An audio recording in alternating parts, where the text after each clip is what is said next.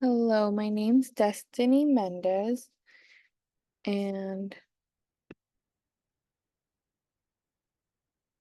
give me 1 second. It's not loading properly. Okay. I am going to be talking about the LGBTQI um immigrants community and how that community has been affected. And something I learned during this presentation was the lack of support for this community of people and how there are resources to help out. And it really just showed a lot of like what they go through when um being part of the LGBTQI community and being immigrants. It's hard um as well, like just being part of the LGBTQI community and then being immigrants. So it was really informational to know what was going on in their everyday lives and how um the things that they had to deal with as well. And the pictures just showing people protesting and showing up for the community as well. And the articles that I uh, got my information from was from Suyapa G. Portillo Vileda and Antonio Thomas de la Garza, and then Jack Garaves and Bambi Salaced. Um, I'm sorry if I pronounced those wrong, but those are the three articles that I pulled my information from, and were very informational as well. And getting to see their information and the way that they portrayed what was happening, um, and gave me different viewpoints of what they experienced or what they've seen, while doing research really helped as well. And um, th this slide will be talking about the injustice LGBTQI immigrants face, and I'll discuss the injustice LGBTQI immigrants face in their everyday lives. It's an informative essay. The topic that will be addressed is the struggles and injustice the LGBTQI immigrants face, and just like what they've experienced of like discrimination, injustice. We'll be talking about the the way police have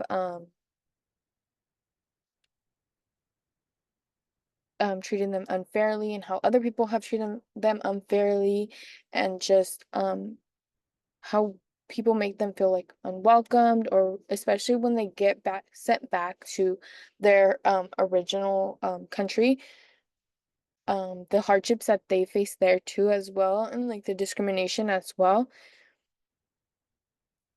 The critical problems is the LGBTQI immigrants are not seen as people. That is one of the main issues with not being seen as people, and like as normal people. They are mostly seen as not the same or indifferent, and often they identify as a gender that they were not assigned to as birth, and so it gets mixed up a lot when they go to healthcare facilities or um enroll and stuff, and they are not seen as the gender that they identify as much as they are identified as the gender that they were given as in birth, during birth.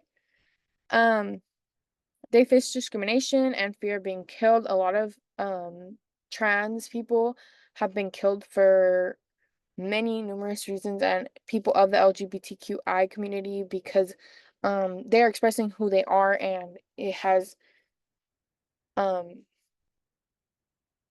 been shown in many articles as well, or news and everything, of how they've been killed or harmed, and many more things like that. And then support for the LGBTQI immigrant community and with healthcare. Healthcare is a big issue with the community, and not many people have it because it's expensive, one, and two, the discrimination that they feel when going and getting healthcare. The main arguments, the punishment for being trans in other countries, this can lead to being killed. In the article, um, the first article, it's the Central American immigrant LGBTI asylum cases seeking justice and making history by Suyapa G. Portillo Villela.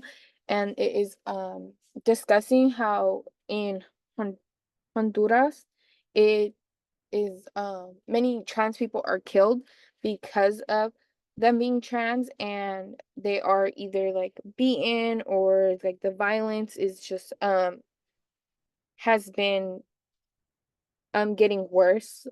And so that's why many have been escaping from there and migrating to the US or any other country as well. And then the authors discuss the way they are treated when deported. That goes back to that article as well. And then as um the eulogy of Roxana Hernandez, um that article also talks about her her battles and with like healthcare, and how she migrated, and um her like the way she was treated, and how being transgender, like with HIV, and like uh, being forced to say a gender that you're not as well. And then they also discuss when they are immigrants and how they are treated. And this goes along with what I had previously said about the way they are mistreated and not seen as the gender that I identify as, but the gender that they are given as in birth, and not seen as who they are and who they are expressing themselves as. And historical context, there has been many protests to advocate for LGBTQI immigrants. I feel like this has made a huge difference and has brought many people to fight for the um, justice and rights of the LGBTQI immigrant community, and also like the immigrants and LGBTQI like separately as well. And the healthcare system for LGBTQI immigrants as well, because many have HIV, and in the articles they have discussed how some people are denied medicine and for HIV in like Mexico, Honduras, and like many more countries as well. So advocating for that in the protests as well. And then the punishments that are given to them, being beaten or even killed, they go through so much, being hated, and they just face so many challenges. So I feel like that's an historical context as well, because it's just everyday life for them, and like being hated or even being um beaten or not wanted in certain places can have a huge effect on the LGBTQI immigrants community. Contemporary social context. So this one has to do with deportation. When getting deported, they have to go back to their country where they have escaped from, because they had faced many more battles there, such as like being in fear of being killed, being in fear of being harassed, the harassment that they face for being them, and their challenges as well.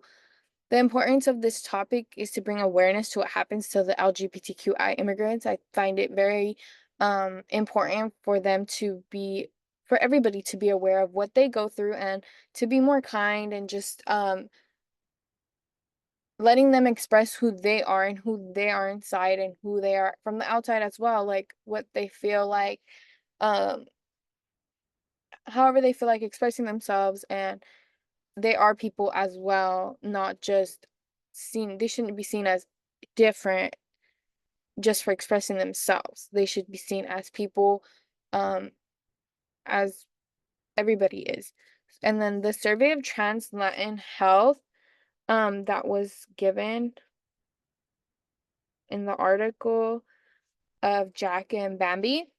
Um, they took 129 participants, and then 91 participants identified as trans women, and 9% identify as trans men, and 57% make less than 10,000 a year, and 37% were undocumented immigrants.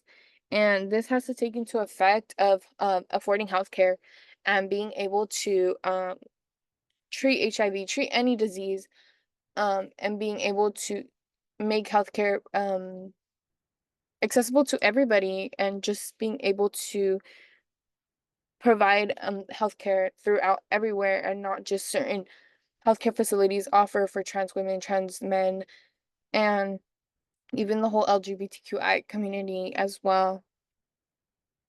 Findings, this message and all of these essays show the difficult challenges that LGBTQI immigrants face. They're all similar with the information, but show different points of views of what they each have encountered. I feel like these essays have shown different point of views. They talk about what they've seen firsthand, and like how they've advocated for the LGBTQI immigrant community. And I feel like those were really interesting to learn about, and being able to be aware of what happens, and knowing what is going on in our world and what they face. And then this is a video of what I found was interesting. It's an interview. Um, it's gonna play right now.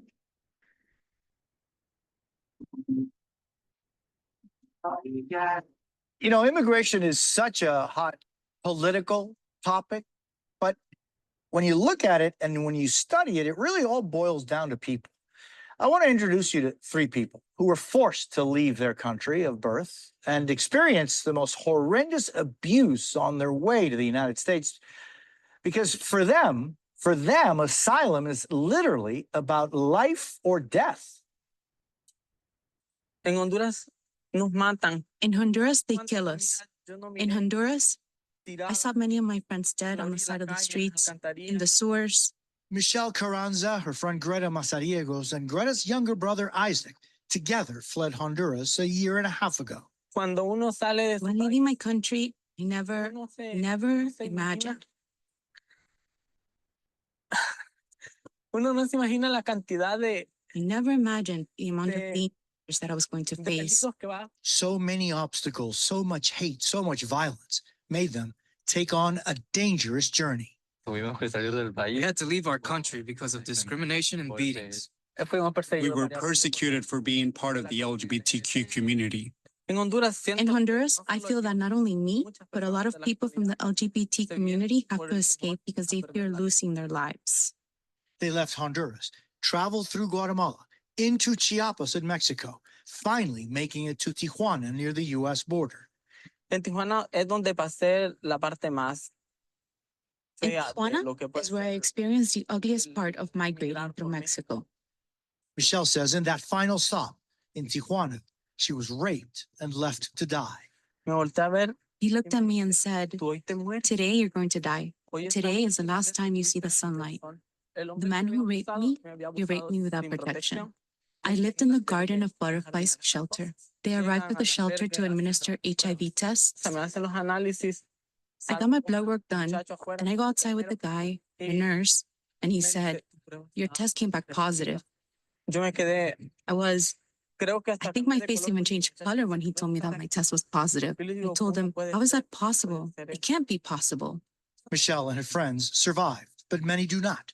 The Organization of American States found the average life expectancy of trans women in Latin America is no more than 35 years of age. In Mexico, activists have recorded at least 231 murders of LGBTQ people in the last 3 years. Back here, all three now hope to request asylum. Under U.S. law, persecution due to sexual orientation, gender identity, or HIV status are grounds for asylum. Now in New York, breathing the air of freedom. The fear of being killed for who they are is now starting to dissipate. Continuar mis estudios, tantas cosas. I want to continue my studies. There's so many things I want to do. So that video was about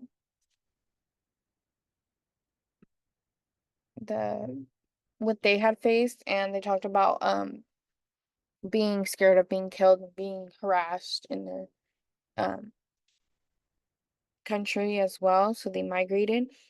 And then for conclusion, the LGBTQI immigration awareness, I feel like that's very important to be aware of what they go through, and just being like understanding and supportive, and just being aware of what people say as well. And then it needs to be talked about more of their struggles and have more support, especially of being in fear, being killed and being harassed. Imagine living a life just being harassed and in fear of your life.